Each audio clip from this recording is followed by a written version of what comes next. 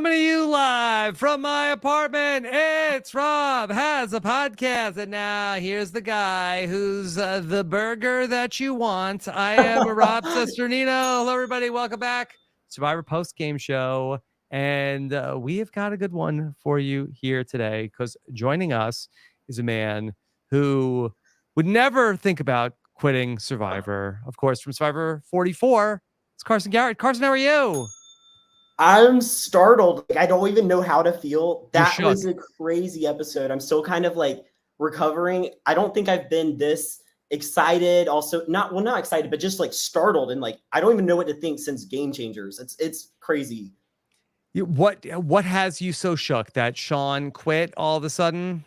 Yeah, I think so. And it was the delivery and the unexpectedness of it all. Like you go through the whole episode just expecting a normal blindside majority, and then you just all of a sudden it's like this major shift where I thought Sean was just talking about his backstory, and then we see he actually quit. So it's just crazy. I'm like, we're still trying to take it all in. Like, what just happened? We'll process it all together here tonight, Carson. So excited to have you here to talk about everything that's going on. Of course, we want to invite you in the chat to ask your questions for Carson and I as we go along here tonight. You can post them. We'll take them on later on in the show. Tomorrow morning, I'll have the chance to talk to Sean and see how he's feeling about everything and check in with him. And then I will have our know-it-all friend, Stephen Fishback, will be with us tomorrow afternoon, live 2 p.m. Eastern for that one. So be on the lookout for that. And a feedback show coming with Davey Rickenbacker coming up on Monday night. But Carson, I guess the top story at this hour, for the second time in 4 weeks, we do have a quit here in Survivor 45. And I just wonder if, like, in the culture of the season, that after Hannah quits in the first episode, does that make it more likely that other players will quit throughout the season?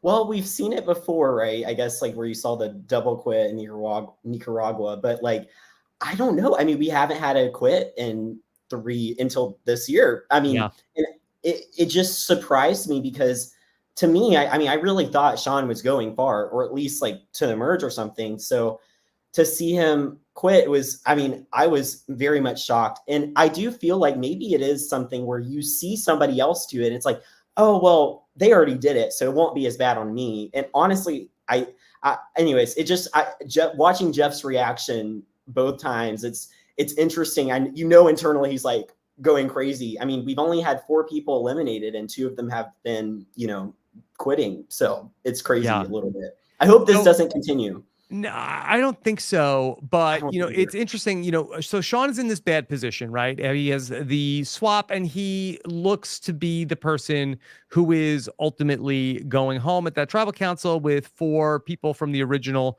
Reba tribe. And he looks like he's the odd person out. Do you think at all it was for him that he was like trying to get the jump on, hey, you can't fire me, I resign? Yeah. That was a feeling I got. It was kind of under the umbrella of this is because I want to see my husband. And to me, I always like to put the caveat out there when I'm talking about someone on the show that there's always the potential I don't have the full story or there's like things taken out. However, from what we were shown on the show, the main reason he talks about for wanting to go is that he's realized that Survivor's not for him. He didn't get what he wanted. And then he wants to be back with his husband and, as much time as he can. But in my head, I'm like, wait, okay, you want to be with your husband, but when you get eliminated, you just go to a resort you go to Ponderosa, right? Yeah, you go to Ponderosa and then you go home. So it's not like it's immediate. It's at least until they're on day 9, probably day 15 something, there's another like week or so of waiting. So in my head, like that was kind of where I was going to. I was like, okay, so I don't think that was really it. It sounds more like there might have been something more to this story. Like maybe he sensed that, all these Reba members are talking about being Reba strong, even though Reba told him before going to tribal, we're going to be talking about being Reba strong. And maybe it was the burger. Maybe it was, that set him off. And he was like, well, maybe I'm going home. And I, like you said, rather would just quit than be actually kind of Yeah. voted out. I don't know. I'm still kind of And maybe it was Sabaya going home at the last tribal council, which got him on the wrong foot and thinking about them out of the game next anyway. And then he like didn't want to switch things into a different gear when he made the swap. Okay, but here's where things get a little more interesting tonight. Okay, so we saw where D wrote down Sifu's name, and we had a Sifu vote at this tribal council. So of course, on Fire, the official Survivor podcast, they drop it like even a couple of minutes before the episode ends. And so Jeff Probst talked about what was going on here. Dalton Ross also has a write-up about all of this. And if you want to jump ahead about 25 minutes into the On Fire official Survivor podcast, Rick Devens as well, they do a great job. But Jeff talked about how, according to what was happening back at the beach, Sifu was supposed to go home. And I think it probably looked like J Maya and D and Sean were probably going to vote for Sifu. It seemed like that Julie did not want to do this. And I'd love to talk more eventually about why does D want to do this? But that it sounded like that from what Jeff was saying, the producers were telling him, okay, Sifu is going to get blindsided at this tribal council tonight. And Jeff said that he asked this one question in particular to Sean, and then Sean just, took this moment and decided to sort of like orchestrate his own exit from the game in this moment, which is Sean's prerogative to do if he wants to ultimately leave the game in that moment. But and Jeff was a little bit like saying like he thought that Sean was I don't want to misquote him, but he seemed to feel like that he did not own why he wanted to quit. He felt like Jeff had said that he felt like that Sean romanticized wanting to go and be with his husband when he just wanted to quit the game. I think that's really, we'll hear more from Sean tomorrow, but it seems like that D either like did not get the memo, like J Maya, like at that point, then is like, okay, maybe Sean wants to go home. I'm going to switch my vote. D did not switch her vote. And now we have this very messy situation of a vote now for Sifu. I love it. And this is why, like, even though I obviously don't want to see anybody quit and it's kind of not as fun, it did add a little bit of chaos to this, what seemingly kind of boring tribal. And I think that like D voting for Sifu is going to have a rippling effect on the rest of their trajectory. And I'm really excited to see it play out. So I'm so confused about D in all of this because, okay, we understand J Maya, she was on the outs. She's under the impression, oh, Sifu must have the idol. Okay, we're Reba strong. Let's vote out Sifu. He's being shifty. He's being weird. So we got to vote him out. Okay, so I understand why she's saying like, hey, this is our chance. Let's blindside him with the idol. D knows where the idol is. Right. Why is D, who is under the impression that we didn't see any sort of like Bruce and Katura type friction between Sifu and D, why is D so on board for voting out Sifu? I don't know, but I will say, I do agree with the logic of if you're about to go into the merge, whether that's 2-3 votes or something like that, then you do want to have the most solidarity, the most trust between the members that you're going into the merge with. And maybe it was for D that she didn't feel as trustworthy with, Sifu than she did with someone like Sean, who, if Sean had stayed, maybe Sean would have been more loyal to them because it's the first time like Sean in a while had not been blindsided. And so to kind of be on the right side of the votes, he's probably going to feel in some sort of way loyalty to those people that saved him. While Sifu kind of does seem to be on his own journey and, I could see him jumping ship. But I don't know. I'm really surprised because it did seem, I don't know, this is what I caught. I could be wrong, but it seemed like Jay was the one advocating for it. And then we Yeah. see at Tribal D, then it's like, okay, we're going to side with Sifu. So in my head, I actually was really excited because I was like, it'd actually be way more fun to watch Sean want to go home and then them vote out Sifu instead. Like that would have been crazy. That would have But been crazy. Yeah. And different than Hannah, we got a vote here on this quit where, they could have trapped Sean in the game. I don't know if he would have gone back to Tribal or if he just also like, well, I guys, I said I was quitting, so I'm going to also leave. So I don't know what would have happened in that spot, but it's just like we got Julie's perspective on it, which was, hey, what are we doing? We're Reba strong. I want to win challenges. Let's not go to Tribal. We got Jay Maya's perspective. Let's vote out Sifu. He has the idol. Obviously, he's going to use it on one of us. One of us will go home. We just didn't get Dee's perspective on the whole thing. And then she ends up being the one Sifu vote. I hope we get some clarity because I'm really excited to see that bomb drop off when we get back from the vote, from the night, and seeing probably Sifu being, like he explained, erupting out of anger. And so I'm actually really excited. I feel like this is where things will start to get crazy because most of the Reba tribe hasn't been to Tribal. This is their first time. And for it to already be this messy, it's going to be good. I'm excited. Yeah. Okay. So put yourself in the perspective of one of the Reba tribe members and say also, Sifu doesn't have the idol. So, you're Julie or D. Do you think it's the right move to try to get Sifu to the merge back with the rest of Reba? Or would you feel like Sean, it would be a good person to bring along instead of Sifu? So I guess challenge-wise, I would probably say Sifu, but in terms of loyalty and just social maneuvering, I probably would think Sean. But it's so complicated because Sean clearly didn't want to be there, but I don't know. I honestly probably would have chosen Sean in that situation, mainly because he was looking for someone to help, or that's at least how it was presented. And that's why I'm so startled by the whole him asking to be going out, because before he's literally advocating for himself, like, I'll be loyal to you, all that stuff. And I'm like, and so to then see what went down at Tribal where he quits, I'm just shocked. I really am. And I'm trying to kind of think back and remember where was the turning point? Because I don't really remember one except for him being at Tribal and just being like, okay, can you vote me out? A lot of times when it's bad weather, that can also be like a point where people are like, oh, I don't think I can do this or anything like that. And, if anything, he went from a tribe that we saw like with Emily, that was like no fire, nothing. Okay. Right. Now you come to a tribe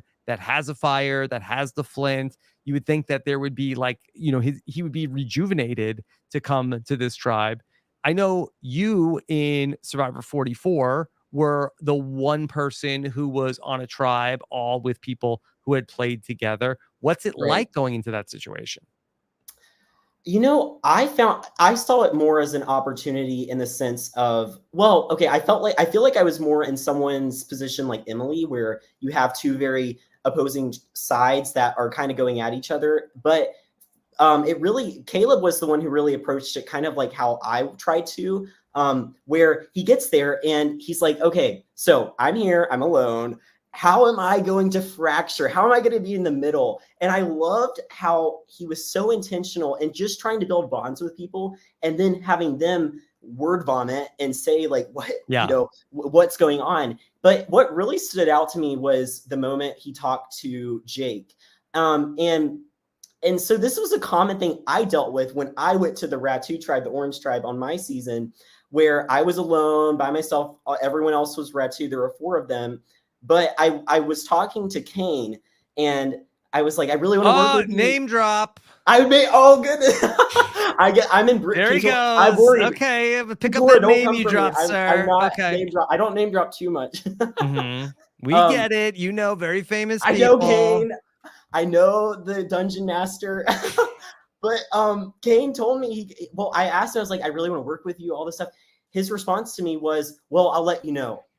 And that immediately put me on the, okay, I don't feel as trusting of you anymore. Like that was immediately under the surface is something that I took with me that he at the beginning wasn't willing to, even share that information with me. And it carried through for the rest of the game. I really, until I voted him out, I didn't feel very trustworthy of him because that underlying, I remembered what he said. His loyalty wasn't to me.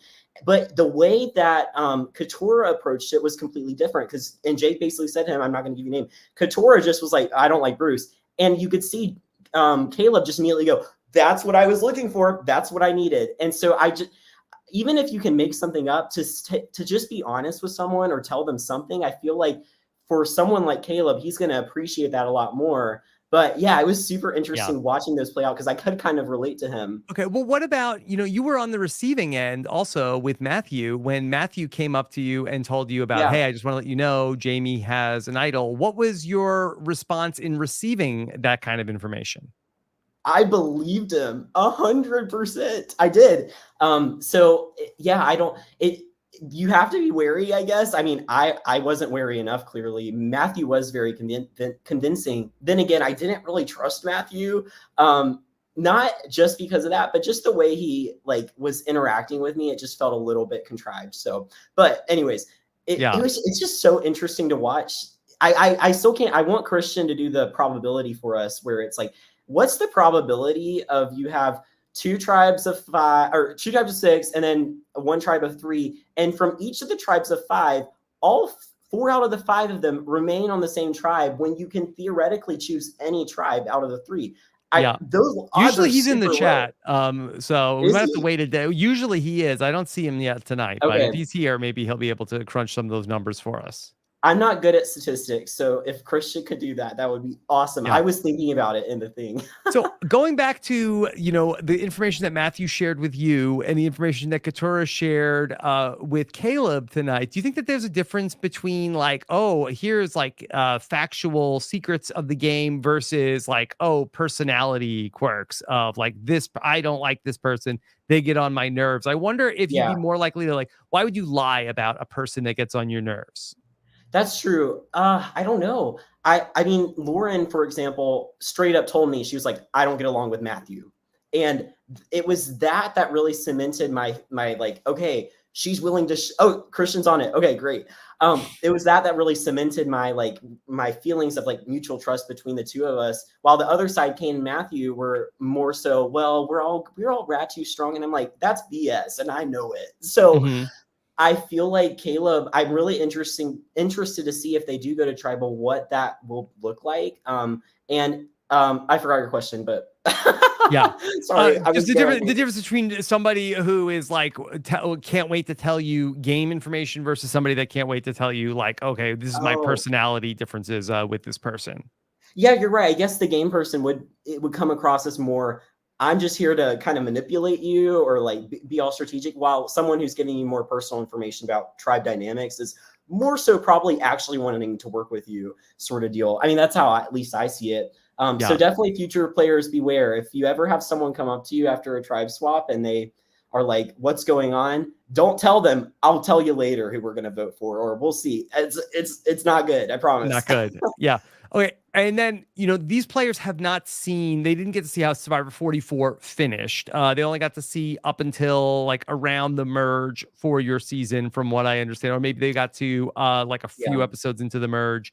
But, in your season, it ended up being an advantage for you and Jam Jam and Carolyn to be the only 3 Tika people at the merge. That, do you feel like that has that meta game crept into this season, maybe, where is it possible that Reba is saying hey, maybe we don't want to go into the merge 6 Reba strong. Maybe that's a reason to get rid of Sifu. It could be. I mean, I personally agree with that, because Sifu is someone who I could see being not as close with the other 3 of them. And then even Austin, they all seem to kind of not jive with him as much. Even Jay, who seemingly also wasn't in that original Reba 4. And so I definitely think having a smaller, tighter group of people allows you to have more trust with them. When you have more people, it's harder to actually trust them all, because there's all these conflicting interests. There's always a hierarchy, who's ranked above one another. And when people start to recognize that, that's when it all goes out the wall, and you can see people switch, reveal information. So I definitely think that was Carolyn Jam Jam's and mine, our advantage was that we we trusted each other because we had gone through the survival of the Tika tribe, and I think that does really kind of help you. And also, I even think for Lulu and the 3 people remaining, you have Emily, Caleb, and two now, but you have Emily and Caleb. And I really do believe, I think if both of them make the merge, I think they're going to be a force to reckon with, because you'll have so many other big targets that they're not even looking at them, but yet Emily and Caleb were the ones who have survived that. They have this special bond and understanding of each other that the rest of them won't have. And I mean, we'll see how it plays out. I really hope the 2 of them get to the merge, and I'd love to see how that shakes up. Yeah, they have to. They have to get back together. They have to. Yeah. Okay. I really want to hear you talk about, okay, we've got this new Lulu tribe, and we had this very emotional moment where the Bruce comes back, and it's like, wait, what's Bruce? What's wrong? And it's the moment that he realizes, and I don't know if he or had known in some way that this was already, that Tika Beach was back in play, but they take him back to the site of where he got medevaced out of the game. What was that like for you to see now, okay, back the beach where you got to play, where Bruce's reaction to returning to the beach he got medically evacuated from? I mean, it's crazy. It really, I mean, I would do anything to go back there. I mean, I could. I know where it is. I could tell the boat person if I went to Fiji. I could find it. But at the same time, like, it is one of those places that you're only going to be, like, when you're filming Survivor or never in sort of deal. And I mean, I watched them walk in with their torches and stuff, maybe not their torches, but their bags. And you could see, if you look closely, you can see Bruce's face. He is emotional. Because he's walking on the beach that he was medically carried on, that thing out on a helicopter. And so it was, I don't blame him, but it's funny because they sat him in the exact same spot that he had originally just been sitting there with us. And it is kind of like a flashback, like, sort of deal for me to watch even. And so I would get emotional too, honestly, if I were there, after having gone through what he did. I mean, it's practically been a year of his life. He's thought about it, and then all of a sudden he's back. And so I just want Bruce to get off that beach. Like, I want him to move on, that's my goal. I hope the merge isn't there if he makes it there. Like, I want him to move on to a different beach. Yeah. Okay. So what have you made about Bruce so far through 8 days of Survivor 45?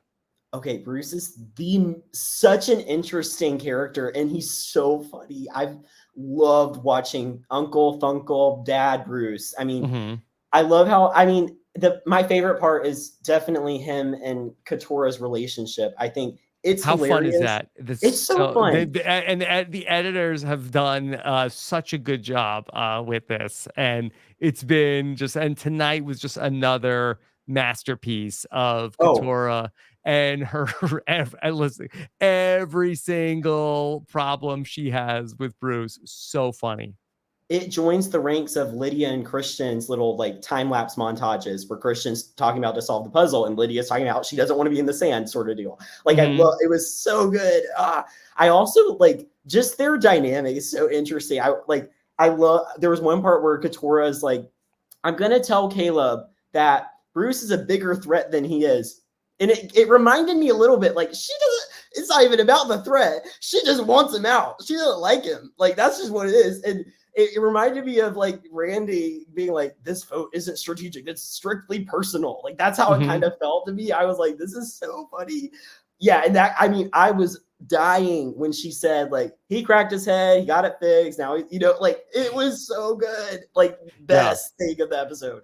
And so then at the end of the episode, after Lulu had won the challenge and they go back, and so Lulu finally has the flint, or so we think. And when Bruce was like, oh, like, I lost it. I'm like, because it's unusual, even in a 90-minute episode, for them to go back to the tribe that's not going to tribal council. And they didn't even win a reward or anything.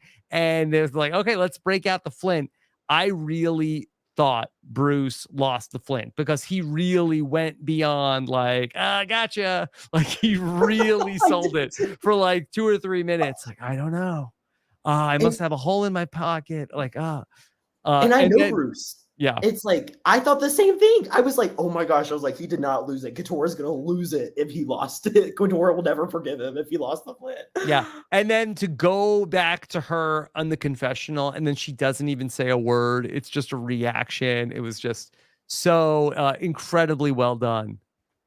I mean, they're both, I mean, her entire storyline has been that she doesn't like him, and his entire storyline has been being fun and like being the funkle. And it's fun now to realize he's like finally come to terms with like, okay, she doesn't like me. I've got to get rid of her. Yeah. And I feel like every episode is just building this momentum of they don't like each other. And I'm really excited to see what it leads to, because I feel like it's going to be fireworks between the two of them when it gets confrontation. Couture made the mistake tonight. Okay. So when we got Caleb was talking about, okay, he went on the journey with Brandon and he was going to talk about what it was like. And Bruce interrupted him and she's like, we're going to hear what he has to say. Oh, good. And we got where Bruce said that, and he said that he thought that Couture really put her foot in her own ass in that moment where it was just, difficult to do.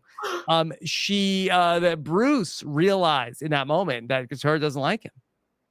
I mean, it's peak comedy. It's like, it's so good. I'm glad Bruce is realizing it, because he's going to have to target her, because there's nothing he can do to actually get it off his back, because everywhere he goes, she's going to follow and say like, Bruce is terrible. He's, remember, it's not strategic, it's personal.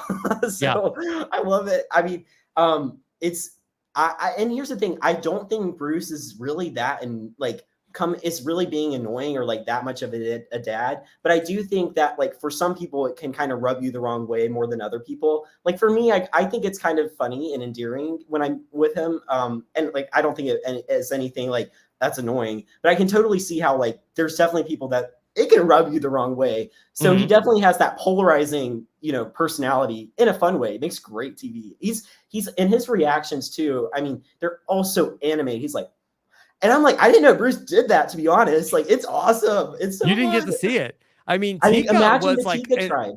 All-time personality tribe. Right. I'm like, we missed out. And like Carolyn, Jam Jam, and Bruce together, it would have been amazing. Do you think that either Helen or Sarah would have gotten annoyed with Bruce? Helen and Sarah are so like, just like so nice, and like they get along with everybody, and I cannot see them being open to him about it. Like they would definitely be like, oh yeah, Bruce, like we're Tika strong, but then maybe behind the scenes they'd be like, did y'all see what Bruce is sort of deal? But like it would have been like Couture's like eye roll, like put hand up. I love it. It's amazing. Like having someone confront Bruce about it is great. Honestly, I do think Carolyn would have butted heads with him. I would not have been surprised. Please, no more butting heads with Bruce, okay? Right. He's had enough. Oh no. Oh yeah. Oh, I didn't even think about that. Yeah. All right, but Carson, let's just prognosticate how this could go if this new Lulu tribe goes to tribal council. I feel like I'm almost ready to say I think Caleb is safe no matter what. Yeah. 100%. Okay. So how do you think that this would go? Would the vote be for Bruce or for Couture, where we're a 5-person tribe? Okay. You have Bruce, Jake, Kelly, and now Couture and Bruce. So what are Caleb, Kelly, and Jake doing? I mean, I see Kelly's the interesting one to me, because I feel like she's kind of running the scenes behind everything where you don't really see it, but she's kind of like positioning people, moving people. Kelly's clearly close to Jake, clearly close to Couture. And I mean, from what we've seen, Bruce is just kind of like there having fun, and I'm sure there's more to it, but that's pretty much the edit we've seen, is just he's with everybody all the time. So I don't know. I do feel like Kelly's the one that could really add some complexity to the mix, because I do see it more as Kelly and Couture maybe versus Jake and Bruce, but then Kelly able to kind of flip-flop between the sides. But I could see also Kelly grabbing Jake and pulling them over to vote out Bruce with everybody else. So I'm really interested, but I think, and I worry for my Tika member Bruce, and that Caleb talked to Katurah first about like disliking Yeah. Bruce. So I don't know. It will be interesting to see that play out if they do have to go. And I'm kind of hoping they don't for that reason. Yeah. I'm wondering if it could end up being where you have Katurah and Caleb, and then they pull over Kelly, and that's the 3 votes where Jake and Bruce end up voting for Katurah. Right. And then they leave Jake out. Yeah, that makes sense to me too. It sounds like, I feel like Kelly trusts, well, I don't know. She's the wild card to me because I could see her doing whatever she feels is in her best interest. And then it comes to what is in Kelly's best interest. But Caleb is such a savvy player. He's so incredible. There's no way he's going home if they go. Like, yeah, not with that group, not with his social maneuverability. He's so well connected and has that survivor riz that everybody wishes they had, I want this Caleb survivor riz, whatever that is. Like, can I buy it? Yeah, like, don't sell yourself short, Carson. But for Caleb, he comes out of last week's vote. I would love to hear you talk a little bit about that really epic tribal that we had in last week's episode with Sabaya. So yeah. It was so fun to watch that play out. I mean, just watching Sabaya, watching her walk up with the wax idol and put it in the fire. Jeff wasn't expecting it, but that's one of those moments I'm sure the producers are thinking that turned out way more epic than we expected, sort of deal. I mean, it was just so fun. And I personally love to see Emily in her this amazing transformation of her coming off as this villainous pessimist, or as Drew described her tonight, cruel, evil, and then see her just kind of overcome that first impression you have of her. And even and she said it tonight, she's like, the true Emily is this, open, kind. And I think we're seeing that, and it's really cool. And and so I'm so glad she didn't end up going. Actually, I didn't want anyone from Lulu to go because it's such a good group, but it also made such good TV. So crazy. I'm still shocked that Sabaya went, and I really wanted it to be a 1-1-1 tie. That was my ideal. Sabaya doesn't vote, and then Caleb gets a vote, and then Sean. Wait, I don't remember how it would work out, but there was the possibility. And then if that forced the producers to say what would happen in that scenario, I'd be so interested. But I think that would not have been a true 1-1-1 tie. I think that there was actually that possibility in your season, had Matthew not been medevaced, where I think it was possible where at the Jam Carolyn Josh tribal council, I think that could have potentially been that true 1-1-1. I think in the scenario from last week's episode that there was a possibility for 1-1-1, but that Sean, I think that the 3 people who were tied 1-1-1 would have not been able to vote, and Sean, the one person without a vote, I think would have just decided in that spot. Oh, cool! Would have been so cool to see. It would have been exciting for sure. Dang. Okay, yeah. Well, and that honestly, I do think about it with reflecting on the entire Lulu experience. I do feel like, in my opinion, if I were in Sean's shoes and I wanted to quit, I feel like that would be more the reason. I've lost every time, and it's been horrible. I mean, it has for him, and he's now at the bottom of this new tribe, but it does seem like it would have worked out for him. But I'm sure it just kind of felt like this overwhelming weight on his shoulders. That was the immunity challenge. Right. Those bamboo things look heavy. Tika wouldn't have been able to. Speaking of the immunity challenge, and I talked with Claire on the feedback show this past week, but she and they changed up the rules for the challenges for her. But it seems like that maybe after you played last season and it was such a big deal was made about how you had printed the puzzles, it seems like that Survivor has come back with not just all new puzzles, but it seems like some new challenges too.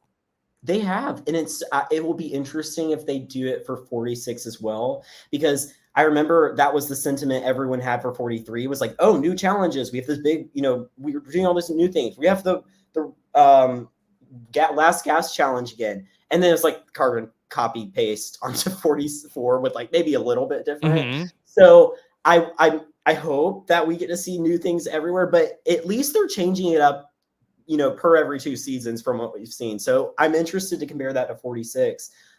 Yeah, they've been really fun. And I had a mistake on the first challenge of episode 1. The immunity challenge with the tribe, or I think, yeah, the tribe themed survivor logo was actually the same one from 43. So they're still repeating some puzzles. There's just not all of them. The coral one, though, was so cool to look at. And that's personally one of my favorites.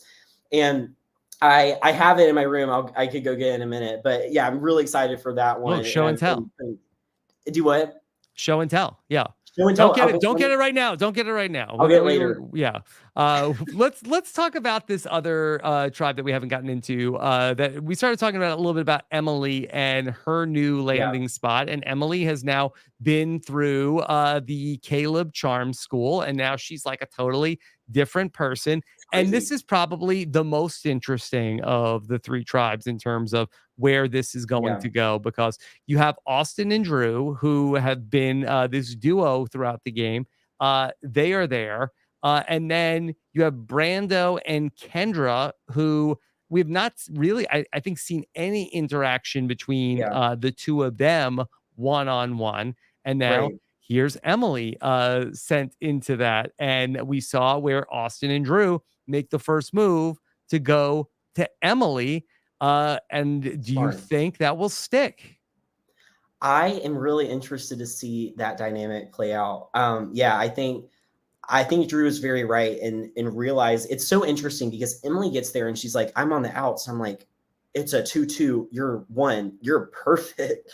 So I think, but Drew definitely realized that. And we saw that. And then he's like talking to Austin. Okay, we've got to talk to Emily. We've got to get her on the same side. And almost, I do feel like that was brilliant because you could see Emily feel so overwhelmingly excited and like relieved almost that finally someone just wants to work with me. I don't have to try this time. Caleb didn't have to try that much either with her, but I'm just saying she just was like, oh, hug. And, I feel like that their bond is very cemented. Now, granted, we didn't really get to see Brando and Kendra's interactions with Emily. So I'm really interested. And that tribe, I think I don't wish anybody to go to tribal council, but I would love to see how things shake up there. But it really complicates things that Drew and Austin have so many advantages, at their side. I'm sure at the same time, they're like, we have so many, it'd be stupid if one of us got voted out and we have all these little special powers in our pockets, but also when do we use it? And so, I'm really excited to see that play out. What is your take on their tribe?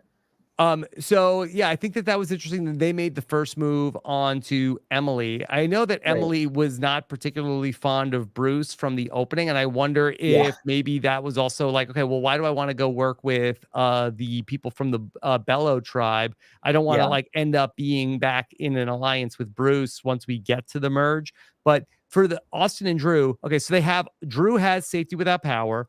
Austin has the idol. They also have the goodwill advantage that they got from Caleb in the last episode. And the other interesting shoe that hasn't dropped is that Bello was the one tribe from pre-merge that has not found their idol.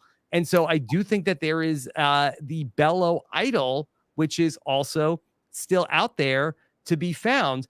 I'm just wondering from you, did you get a sense at all from Bruce? Was Bruce like anti looking for the idol in any of like your conversations with him from after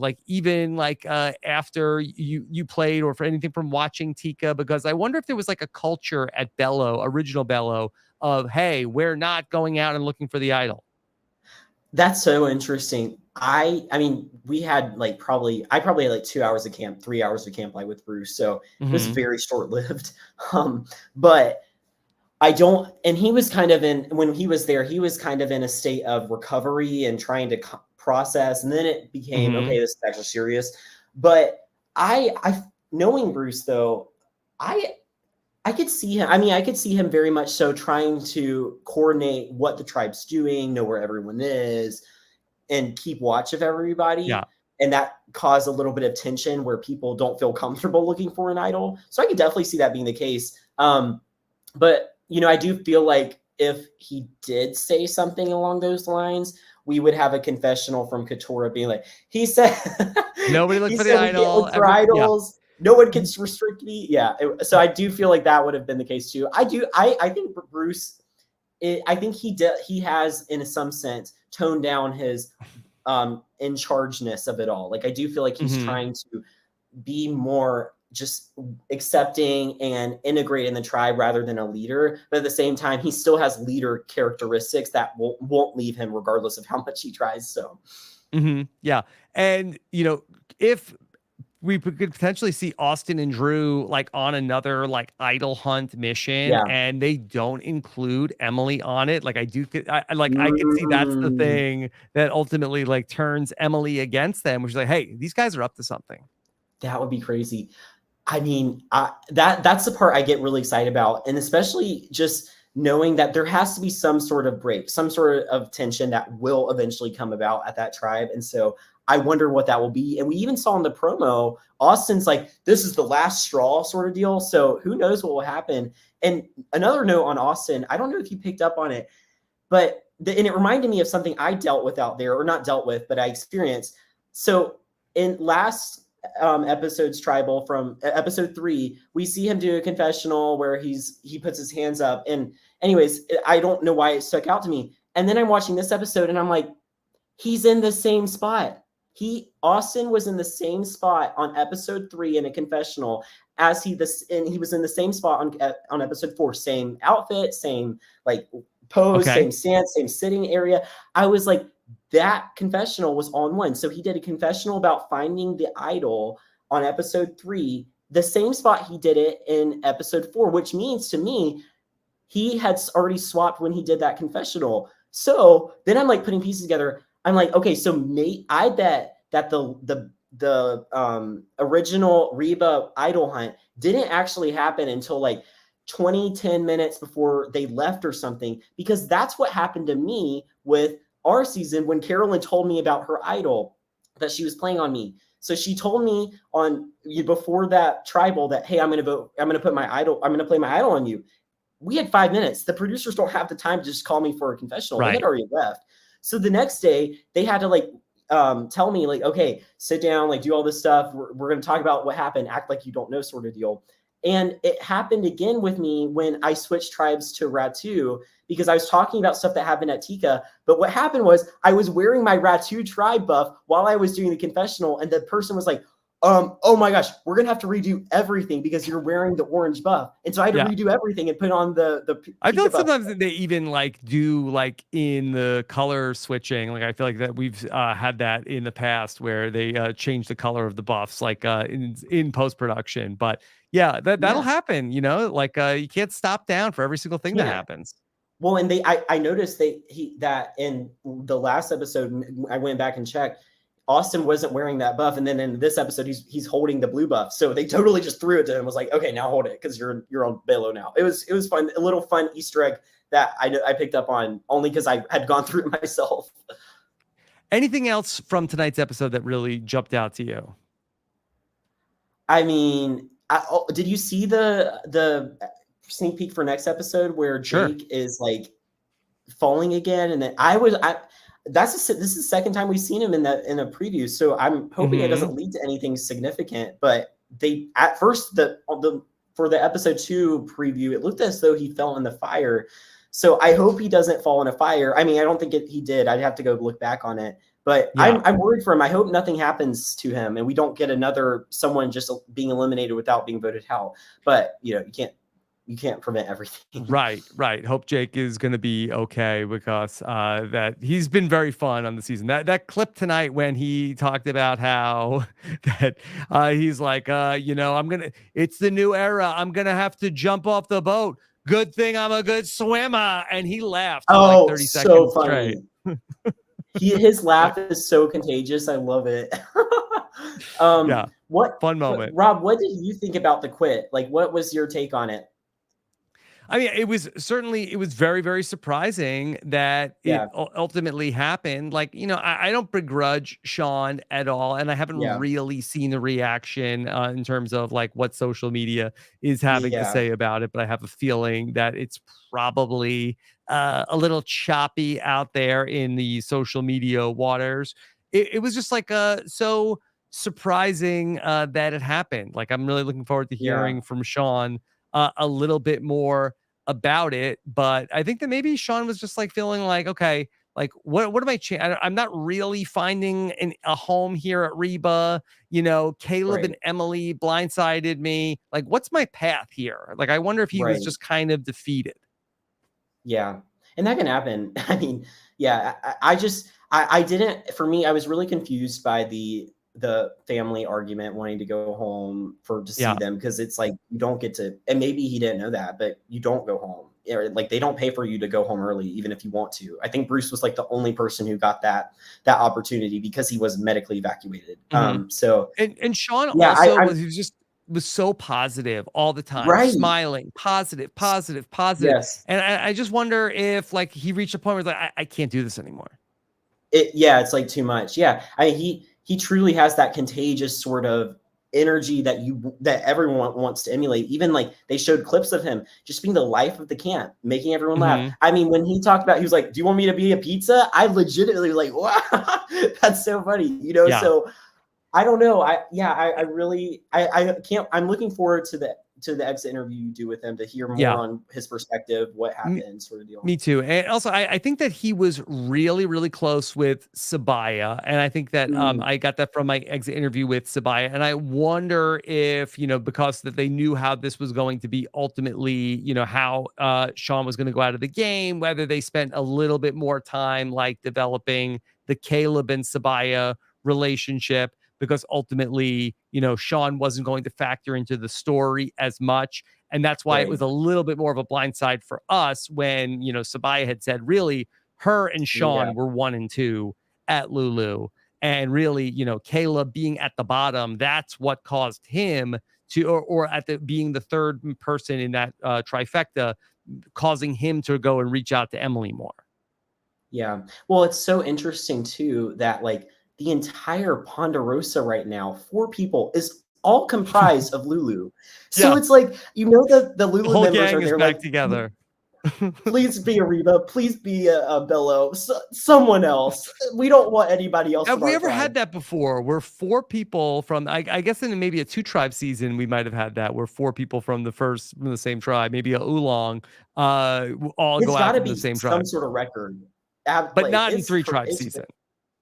not Yeah. at 3. Yeah, I mean, it's crazy. I mean, the last time I really think of people going down to 2 tribes is Shannon Ricard, but that was like at the merge or like nearing the merge. Like we're hmm still on a journey there. So Yeah. I Uh, hope we don't see all Lulu right. go Matt again. Singh. Matt, Matt Singh, yeah, you're fair right. enough. Good job. Good job, chat. So Yeah. that begs the question: Are Caleb and Emily our new Denise and Malcolm? Like, Yeah, could I be. mean, that's really fun. That's really fun. I hope that they can go on that journey because Philippines is one of my favorite seasons. So I would Me love to too, see because it's history so repeat fun to itself. watch them. Yeah, Yeah. I would love it. Let's get into some feedback from the chat. And of course, if you have questions, go ahead and send them in. I just want to also take a moment and highlight 2 weeks from tonight, if you can believe it, it's time to go back to the West Coast. Great Scott, Woo! that we will be live in Brea, California at the Brea Improv for 2 nights of Survivor and Big Brother. It's going to be a huge night with a ton of reality stars in attendance over 2 nights of shows. It's going to be a really incredible event. We'll watch the show and then have a live podcast after. If you want to be there with us in person for this really fun event, go to robinsonwebsite.com/events. Carson, there's going to be also a costume contest as well for Survivor Oh, and Big Brother. fun. Who are you dressing up as, or is that a I surprise? think I'm gonna dress up as myself. I'm gonna dress up as Rob Cesternino. But Of for the course. people that What come if I in, try to dress up as you? Oh, wait, say it again. if you try to dress up as me, I mean, I think that Yeah. would be, I think that you could win, maybe. I mean, I'm wearing my RHAP shirt. I'm already a step there. So also, you Yes. need to get one of these, Rob. They're the best. I know you already have one, but like, you got to get the NASA one. Yeah, I gotta get a bunch of new RHAP merch. You can get that. Go to robinswebsite.com/merch. Yep. Thank you, Carson. Okay, I got this before I Christian's. went to film. Yes. Okay. Well, perfect. All right. Then, okay, and then also, we're gonna have so many reality stars in attendance that we couldn't fit them all into one picture. So our graphic design team worked on putting everybody together into one picture. I mean, for the memory I wall. died when I saw this because I was trying to figure out, because I'm going and I'm like, where am I? I'm like looking at little details, and I'm like, is it the eyes? Yourself? Yeah. I was like, is it the eyes? Is it the forehead? Is it maybe the top of the ears? It could be your tooth. Because it could be the tooth. And then someone comments, because I was like dissecting it all, and they're like, it's the glasses. And I'm like, how did I miss that? That's like, anyways, yeah. Yeah. Like, all definitely right. makes sense with Carolyn, and like I can see Omer's shirt. And now the hat did throw me off. I had a Russell Hantz scared. You were worried for a second. Yeah. Yeah. All right. Look, well, we're piecing it all together. robinswebsite.com/events. Okay. So you asked for help from Christian Hubicki, and that's the beautiful thing about the podcast. And we've got like a whole team of survivors that are on the podcast, watching the podcast, ready to jump in and share their information. And so we have not just an answer from Christian Hubicki, but we have a research paper already from Christian Hubicki. Okay. All right.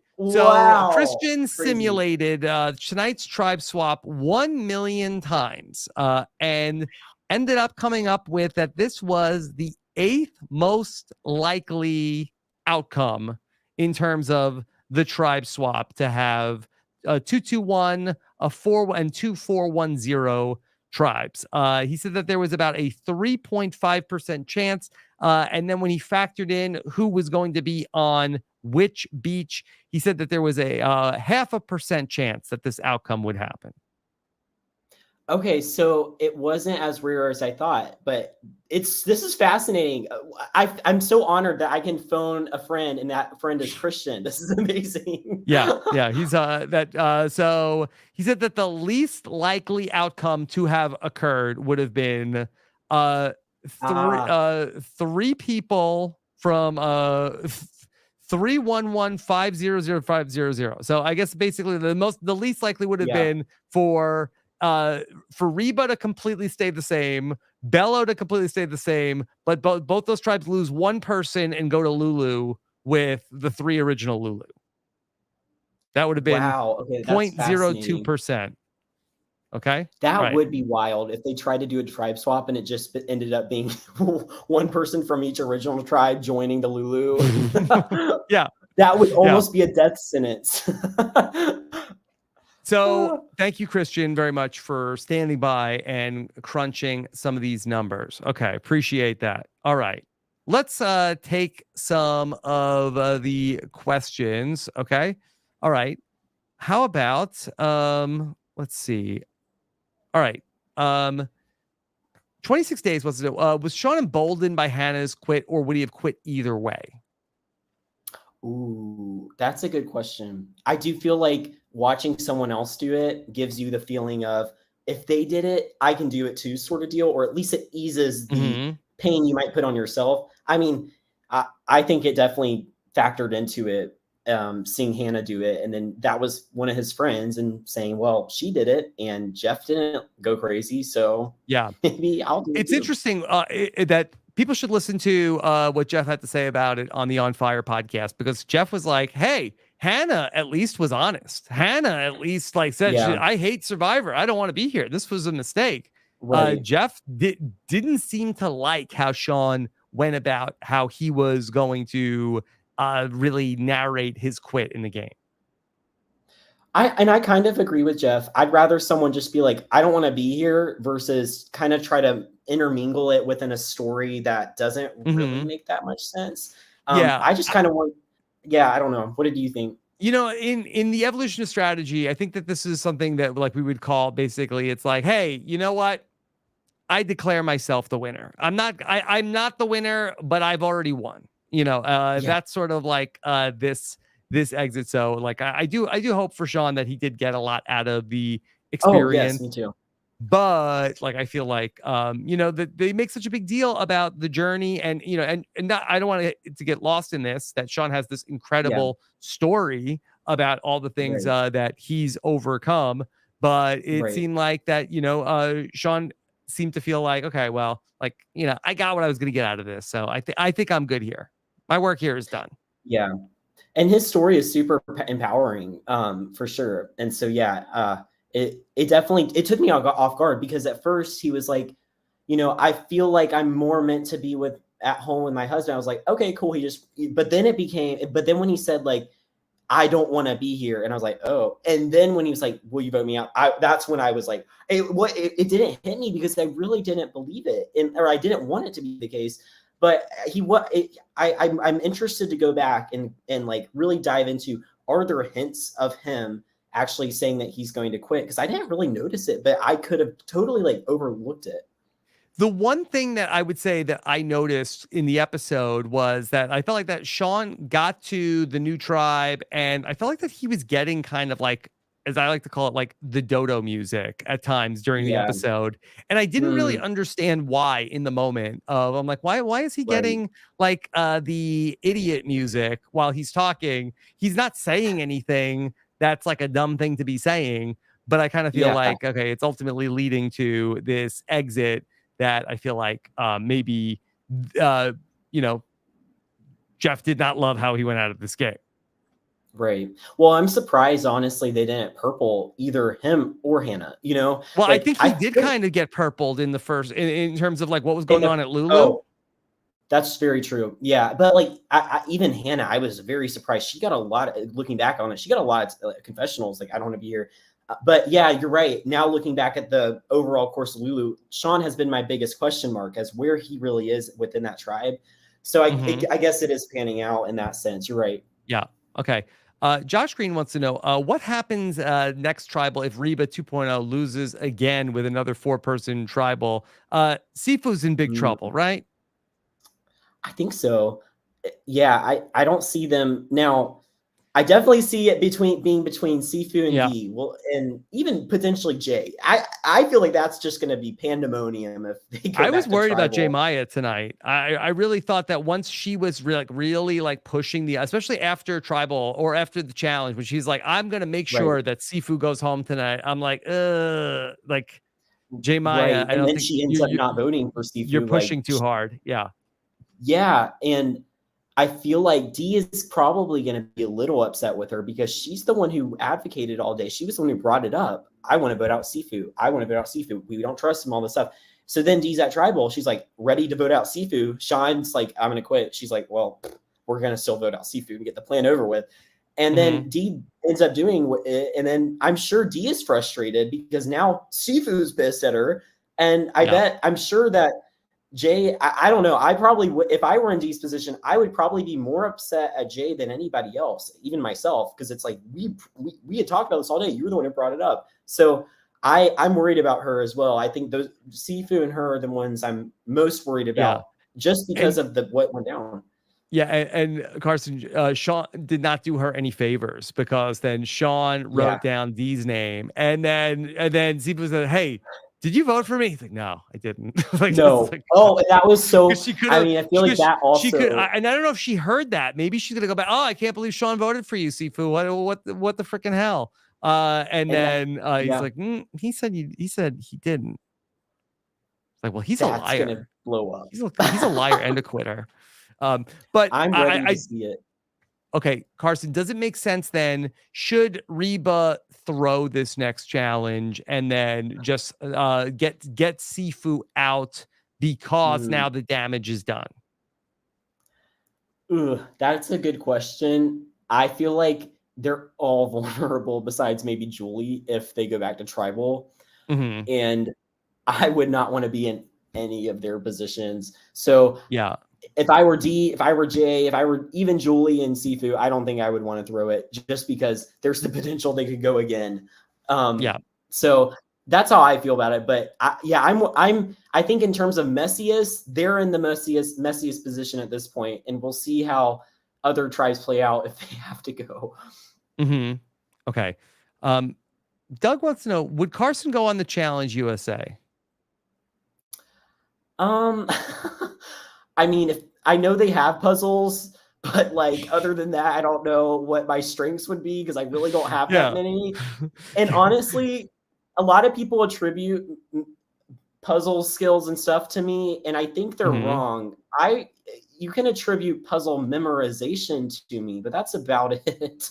Yeah. I don't think I'm not necessarily that good of a puzzler just on its own, but I'm They very had a good at puzzle practicing. last week, Carson, where it was like they had to do a puzzle, and then the somebody just like solved the puzzle just by like running back and forth, and like they didn't say how many like squares were in the thing, and they just kept running back and forth guessing the number, like 6, 7, 8, Oh 9. my God. Okay, Like, yeah, so you maybe got I'd it, be better than I 9. think. Yeah. Okay. I mean, I would do it if the opportunity arose, but I'm not pursuing it in any way. Hmm. Yeah. Okay. Um, all right. How about let's see. Dan wants to know, do you think that this will change how casting will be done in the future? Rob talked a lot this season about how the show is becoming more about the experience rather than winning. Doesn't that increase players who just want the experience could easily quit if they're not there to win as much? Ooh, super interesting. I mean, at least for me, I do think casting is looking at this and saying, we probably need to focus less on people who are saying, I just want to be here for the experience, and more on people who really, really want it internally, not just for the experience. Because if it's not just the experience for you, sometimes it, if it's only the experience for you or being on TV, being on the show, and then that's it, and then you realize you get there and like it's really not fun. I promise it's Hmm. not that fun to start. Yeah. It's not. And especially for Lulu to lose like they do, not fun. Even though on TV you see them, they're having fun, they're doing all these crazy blindsides. Yeah, that's over the span of days where you're starving and just in complete, like, just, I Well, don't know, hell. It's horrible, but there's but what about obviously for you, incredible Carson? moments. Because you're somebody obviously that you love Survivor. You obviously wanted that experience. I mean, was it for you also that it wasn't just the experience, but that you were like that thirsty for the win from Survivor? I mean, truly, looking back on it, I did not care at all about anything other than winning. And it was really fun, like, to live out the experience. But at the same time, my goal really was get to the end. That's what I need to do. And then here's how I get there. It wasn't have a blast, which I ended up having. But I really was focused on winning and I didn't care about anything else. Hmm. So I don't know. What do you think? What will they be doing to change how they approach casting I to don't ensure that know. last check? Like I really don't know like where that they found they like I love all the people that they most of the people that they cast for the show Yeah. especially these days. Everybody's so fun, everybody seems to really love the show, but I don't know if that everybody that's out there is like so hungry for the win. I feel like I Yeah. get the sense that they want to do it and they want to test themselves or challenge themselves, and they have a why of why they want to be there. But I don't know. I don't know if they need to be like looking like a little bit more for people who have like a little bit more of, that, mercenary part of themselves of like, okay, I'm also willing to do anything it takes to win. Mm, right. And even the way they've, in editing that they have taken about showing these people's experiences and talking about their stories, I think it's been really refreshing too. Just because it's like this season, I've really felt like, okay, they're not just going to show someone talking about how they're amazing at what they do or in real life and stuff like that. Instead, they're really showing it through the Yeah. tribal dynamics, the camp life, and it's been really refreshing. And I think it's kind of put me back in a place of old school Survivor. But it's interesting because they're still casting people like we talked about they want the experience for, something deeper than just the money. And I do think maybe they will switch back to a little bit of they want the money too, sort of deal. Yeah.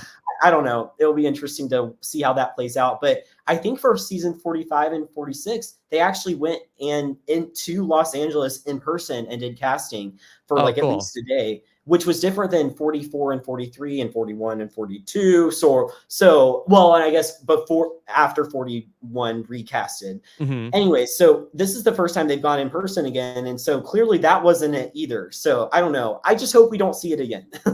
Okay. All right. Let's bring in somebody who we talked about how much we love people from the new era. We actually have a guest at the podcast door. Let's bring in your friend and mine, Carolyn. Hey, Carolyn, what's happening? I've been like waiting so patiently. And then with all the talk about Bruce, I'm like, I'm going to put my Bruce shirt on. So I did. She's in her Bruce shirt. I was about to say. Okay. And I haven't washed it. And so it does. So that was Bruce's shirt from Survivor 44? Yeah. So when I got back, I told Bruce, I'll mail you your clothes back. But I was like, I can't mail you this shirt back though. I can't. And I even asked him I go, can you please give me your shorts back too? Because they had a lot of memories, but this was so. I wore that shirt. And I want to tell you something. That's the shirt that cost in the game. It was too tight. No, not this one. I mailed that back. That's the other one. It was a different one. But this shirt, and I want to tell you, the reason I wore this is it was almost like I wanted him to live on in the game. And this is the truth. And I'm friends with Voce from 41. Yes. And so when his orange or that coral shirt like made it far into the game, it was like we saw Voce throughout the game. Yeah. And I thought of that out there. And I said, I am going to wear, I didn't even wear my clothes anymore. I only wore Bruce's. And I looked like a little mailman, but I didn't care. I wanted him to be present throughout the game. So when people would win immunity, like Carson, when he won, I'm like, wear the purple shirt. And I would wear make the shirt. Yes. Mm-hmm. Yeah. Yes. So it was passed around. It was a good deed if you had it on. Like you were in good hands, sort of deal. Yeah. That's sweet. Yes. And now, Carolyn, what did you make of seeing Bruce back on Tika Beach? Did you cry? Yeah. I'm working on my interruptions. No, it's emotional. And so that's why, I wanted to like scream a second ago because I am somebody who I think I said verbatim, it's the experience for me. It is. And to me, because you both were talking about, people who want it more, or people who want to win. That doesn't mean that you don't want to win. I wanted to soak up. I mean, everybody's different, but like when you have people there who are so grateful to be there, and that was me. And when I talk about I'm taking every rock and I'm rubbing it, and what that was about was like I'm just so every grateful crab's leg. Yes. And that's the truth, Rob, is I was so grateful just to be there. And everyone who knew, like when we'd walk to get onto the boats and we'd be on the docks, I was always like 20 feet behind everybody else. Why? Because I was looking behind. I wanted to look at the sunset. I was looking at the starfish and the fish. Remember, Carson? I was so slow. Yes. And people would be like, come on. And I would be looking. She wouldn't.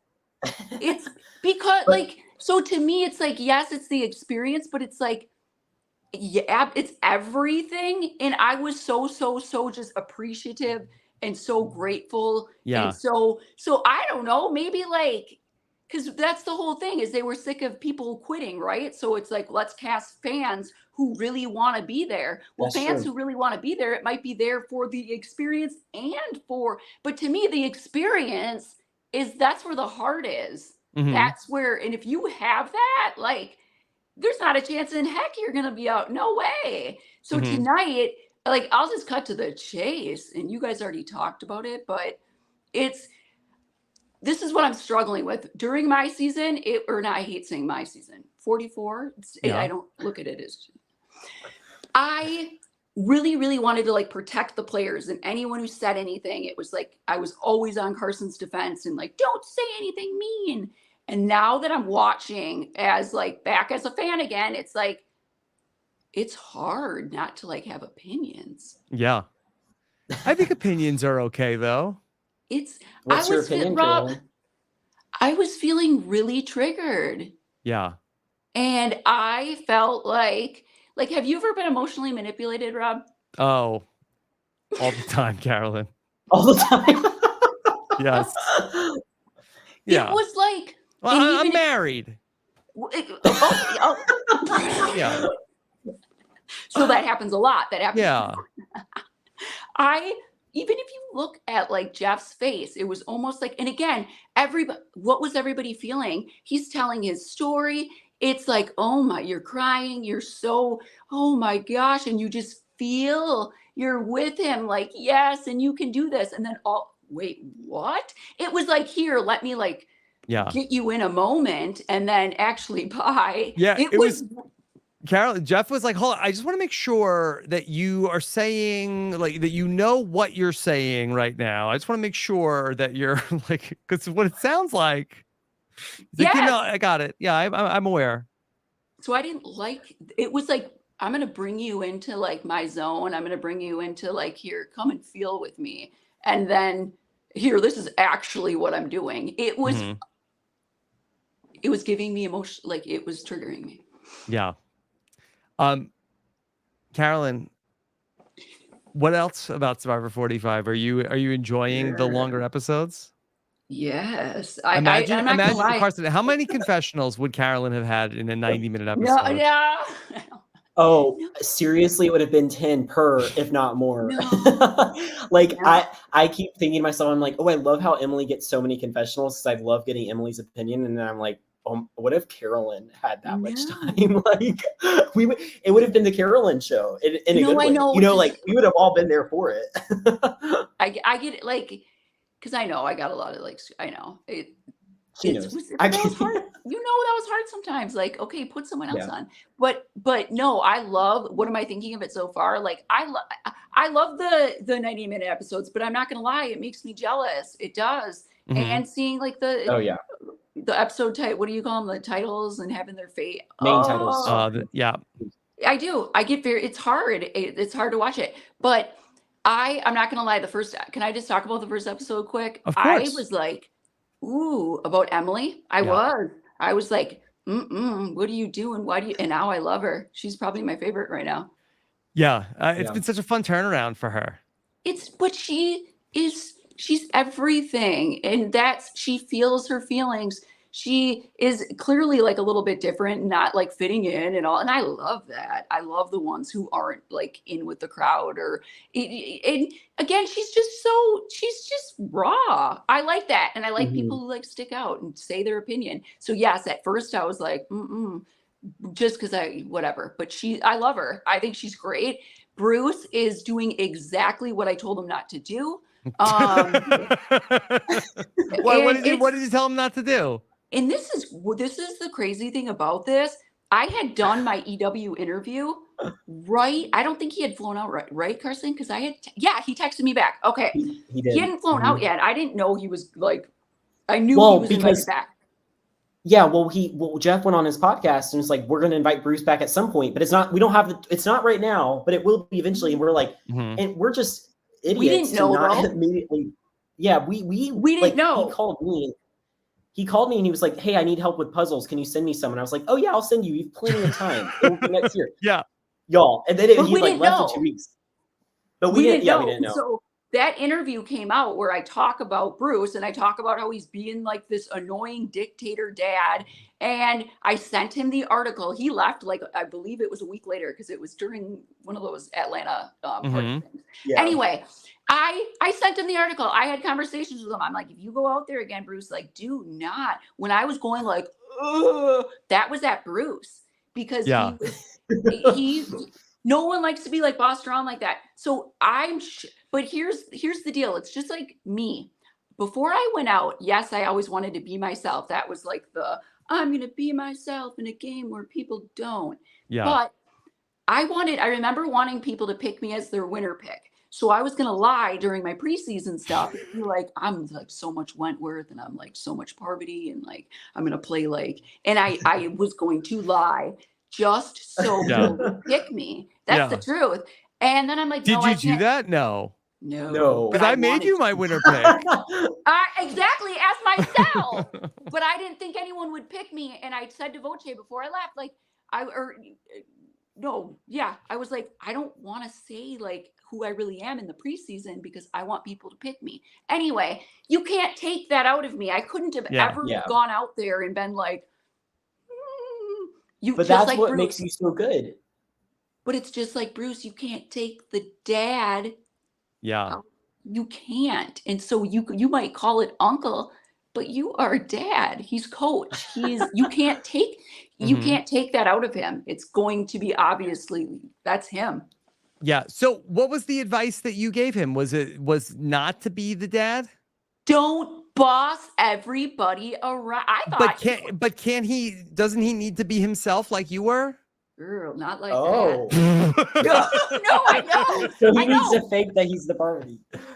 No, that sounds terrible. I'm a hypocrite, Rob, because again, you were annoying as hell, and I was at times. Absolutely. So again, I'm being a hypocrite. Yeah. That's okay. Because absolutely, like I should have held it in. So why does Bruce have to hold in his dad? But I did. But do you get defensive then, Carolyn, when you see Katurah getting annoyed with Bruce? I get it. I love Bruce. I do. I like Bruce a lot. I genuinely, and that's why I feel like when I was out there, and I feel like Katurah would have a better relationship with him if she just was like, shut up. Yeah, right. She's holding it in. Yeah. What? She's holding it all in. She's holding it all for the confessional. And because that's exactly what I did to him. Even when I was out there, I said, hey, I really like you, because I did. I could like just talk to him. And, Carson, Helen, and Sarah were just already like, whoo. So I felt like I could get in with Bruce versus those three. And so, of course, I wanted him to stay. But I said, you got to just stop bossing people around. Because, and I did. I said that to him. Like, you are giving off this, like, Well, you would say it, but your face would say it too. It wasn't like you didn't have to. Yeah, she would. Bruce says that there's a. But a lot happened in these 2 hours that Bruce was on the beach with you, Carson. Oh yeah, we had a good talk about it, and I think that, like, I really do. Like, I feel like, but again, you can't take that away from him. You can't take that out. It's gonna keep coming out, of course. Yeah. So I get it. Wow, I feel like the jam right now. This is so fun. Yeah. I love it. Yeah. This is great. Yeah. All right. Carolyn, anything else you want to let people know or say about the new season? No, I like it. I'm liking it. Like I'm not going to say that yet. Okay. I'll wait. Okay. Say it. It's great. I'm a bad influence. Say what? Say it. Say what's on your mind. You always hold back. No, no. I'm waiting. Okay. But no. All right. Well, this was so fun, Carolyn. Thank you for popping in. Thank you for it. Like, I'm just like, I was screaming, listening. So yeah. Can we tell how it happened? Because it wasn't planned. And then I get a call from Carolyn. Why am I not on the call? Well, anywhere Carson goes, I'm like, well, I want to come too. And so then I'm like, Rob. And so then I was like, you guys are a package deal. Yeah. I was like, I want, but not this long. That was a lot. And she goes, I'm worried. I'm like, why? And she goes, my dignity. And I'm like, you have nothing. You're like, just text him. And I'm like, no, I'm not. Just text him. Like, who cares? Yeah. Well, Carolyn, anytime, any podcast you want to crash, okay? You have an open invitation. No, thank you. Money in the bank, okay? Thank you. All right. Anytime you want to come on. Including tomorrow when I catch up with Stephen Fishback. I thought someone else was coming on. No, it's just the cards for what's coming up. Jam joining. Yeah, I thought it was Jam. No, I don't know if you might be busy. Tomorrow afternoon, I'll catch up with Stephen Fishback, 2 p.m. live. And so we'll talk about everything and see what Stephen has to say. Stephen can't stay up late anymore. He has a new baby. Oh, baby. Wow. Mm-hmm. Congratulations. Yes. Congratulations to the Fishbacks on their new edition. But okay, we'll be with Stephen on Thursday. And if it wasn't for that, we couldn't do stuff like this. So that's great. Okay. Plus, I'll have an exit interview with Sean coming up on Thursday. Check out our brand new website that we put together. It's called survivorpods.com. Easiest way to subscribe to everything we're doing. Get all of the Survivor podcasts on the network all in one place. Survivorpods.com. All right. And then now, okay. Do you all, Carson, you keep up with the Big Brother, right? I haven't been as on it, but I've been keeping up. Yes, it's fair. What about you, Carolyn? Do you watch Big Brother? I mean, no. Don't lie. Not at all. Not at all. Not at all. Okay, well, Saria's on it this season. You might have to go next season, Carolyn. No way, Rob. It's only 100 days, Carolyn. Oh my gosh. I really feel like that's abuse. It's only 4 Survivor seasons. There's nowhere to run. Crazy. Yeah. No, it's torture. I have no desire. Okay.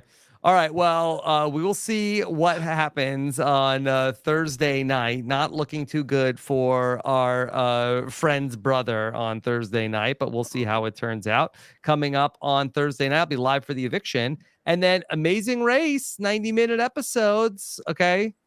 Carolyn, are you getting ready for maybe some amazing racing in your future? I mean, would you go with Carson? I'm known to get Carson would probably not be able to handle it. Carson would go nuts. Well, okay. So I had a conversation with my friend about this today because he asked me the same thing. Would you do it with Carolyn? And I was like, well, but they would choose her and Jam first. And not because necessarily that Carolyn and I don't get along or anything. But Carolyn and I, Carolyn and Jam fight without me in the situation. You gotta fight a ton. You've got to have you ever fight? Settlement. Yes. Okay. All the time. So all the time. So for TV purposes, it's perfect. They only need them two because they're gonna fight. That's what they need. So we fight too. Yeah. Now we fight. Yes, we fight a lot. Before, no, you were too nice. Carson was too nice.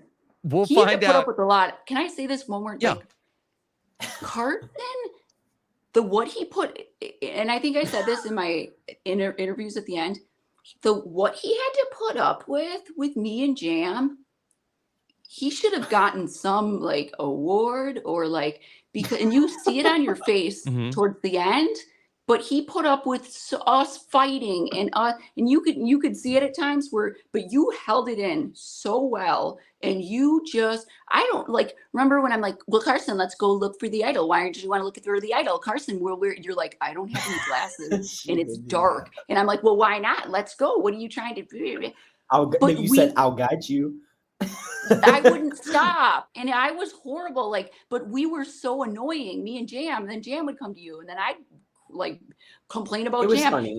Put up it was with a drama. It was funny. Yeah. You handled it. You'd be bored if it wasn't for that, right, Carson? Yeah. I knew I was in the midst of legends. Don't get me wrong. I knew it. Yeah. It was obvious. I was having a ball. Mm-hmm. I'm proud of you because I wouldn't held it together so well. Legends supporting legends. Okay. It didn't go unrecognized. All right. Well, check out tonight's recap of the Amazing Race when you get a chance to watch that. And then, okay, House of Villains is going on. Have you all been watching House of Villains? You covered that. I haven't. Too? I did see Fairplay's on though. Crazy. Yes. Survivor Johnny Fairplay is back with a bunch of legendary House of Villains, and so by popular demand, we have decided to renew House of Villains coverage here on RHAP. Wow. It will be on the Hit or Quit feed. Jenny Autumn and Chappelle will continue on with coverage of House of Villains coming up this Friday. So check that out. Wow. Sorry, Are Carolyn. they? One show you can't go do is House of Villains. No, I don't No. belong there. No. Okay. What about Nolan Lance says, what about Carolyn for the Traders? Oh, Yeah, I mean that one's because it's not that long. Yeah. Yeah, it's only 2 weeks. You can go do that. And No again, problem. it's the house thing. I don't like to be stuck. Like They go outside though. Yeah, she but needs it's to do find her stuff. lobsters. Girl, I need like freedom, and it's just not enough. Okay. That's And of course, we got so much going on in our patron podcast feed. That's where we do bonus shows exclusively for the patrons, doing a ton of stuff for Big Brother. I do a Survivor call-in show where the patrons call in the Survivor Q&A that's going to be live on Thursday at 7 p.m. Eastern for patrons who want to call in. We'll send you the link on Thursday, plus access to our patron group on Facebook, Discord, discounts for the live shows, and more. Plus, links to the international reality feeds as well. That's all at robhasawebsite.com/patron. Then, of course, so you can subscribe to all of our podcasts at robhasawebsite.com/subscribe. Okay? Carolyn, you look horrified. No, I was really impressed. I was thinking like, what? This is what I was thinking is, this is a lot. Like you do a lot. It's a lot, but I don't do anything else, Carolyn. So that's good job. It looks good, right, Carson? Tell him good job. Oh, thank you. Amazing. That's just really impressive. And you didn't stop at one thing. You're doing like so. Oh, we've been doing it for a long time, Carolyn. But you know what I'm saying? Like there's like all these other shows now. That's all. Like we got a lot. There's so much going on. I mean, just on CBS alone. I didn't even talk about Buddy Games. It's a lot. Wait, what? Buddy Games. Do you watch that one? No. What is that? Oh, Josh Duhamel. Yeah. Thursday nights on CBS. No. I mean, Carson, do you watch it? I haven't heard of it, but I'm also kind of. All right. We're terrible. We're horrible. You're busy. Reality You're busy. TV. You're both busy. Okay. Yeah. I've never even heard of it. Yeah. Plus, I'll have exit interviews with the final 8 from the challenge coming up on Friday. Oh, who's eliminated? You want me to get spoil for everybody? Oh, Carolyn? yeah. Sorry. No. I'll tell you after. Left? I'll tell you after. I'll tell you when we wrap up. Okay. All right. Carolyn, what's coming up for you? Are you still making incredible cameos for people? Oh my God. Can I tell you something, Rob? Sure. I asked people. Yes, I am. And I love it. And oh my gosh. When I was asking other like Survivor people like advice like of how do you get these done? Because I was getting, and I hate being like, I get so many. Good. 15 minutes. I do. No, Carson. Okay. I asked people like I'm getting so many of them like, and I feel guilty if I don't put my heart and soul into them. And that's the truth. And not guilty, but I don't want to just, hi, I'm Carolyn. I care. I want to read. Yes, because I care. So anyway, I had asked people like, okay, what should I do? And advice that I got was like, just keep it short and sweet. You don't need to do too much. And I did the opposite, Rob. I said, no, absolutely not. And I'll dress up. I will actually like take the time and this is the truth. So many people they'll share their story even and then they'll write me a message. Yep. How can I not feel connected and not want to just completely share? Like, I love getting these cameos. I do, but it is so much more than just happy birthday. I'm doing pep talks it's beautiful. But I believe like the reason why I get more and more is because I pour my heart and soul out into them. And I care. But I'd be a repeat customer. Yep. They're good. Yeah. All right. And yours are too, Carson, but I love it. They're not. Not like her. She dresses up. She'll put a wedding gown on if it's a wedding ceremony, like full on. Yeah. Amazing. Yeah. Wow. People should put it on their registry. We want a cameo from Carolyn. Well, it doesn't feel right to do a cameo for a wedding and not either dress up or wear a gown. Sure. Didn't you get flowers at one point? I mean, she goes all out. Yes. A veil. Yeah. A bouquet. Okay. All right. Well, be sure to check that out. Anything else you have coming up, Carolyn, that's exciting? No, nothing. I just did nothing. All right. Well, this was so fun to have you pop in. This is, I don't think that, not since Caitlin from Big Brother crashed the show one night. I don't think we've ever had pop-ins like Christian came on at the day to explain the Monty Hall problem one night. Yeah, do this more. It's fun. Yeah, this is great. I love this. Hey, Carson, what about for you? What are you up to? Well, I've been pretty busy at a midterm this week. So, I mean, I've been trying to integrate myself back into school. You did good? You know, I like to be optimistic, but I'll be real. It wasn't good. So, well, you know, but that's a learning thing. I'd rather do bad on my first one than bad on my second. So, you know, I'm relearning. This is the first time I've been in school full time in the past 2 years. So I'm still like reintegrating, figuring out how to study again. I forgot that. So it's been fun. But yeah, just trying to kind of keep on track with school and eventually graduate. I think everyone asks me all the time, when are you going to graduate? Beats me. Seriously, I haven't put a date. Rude. Yeah.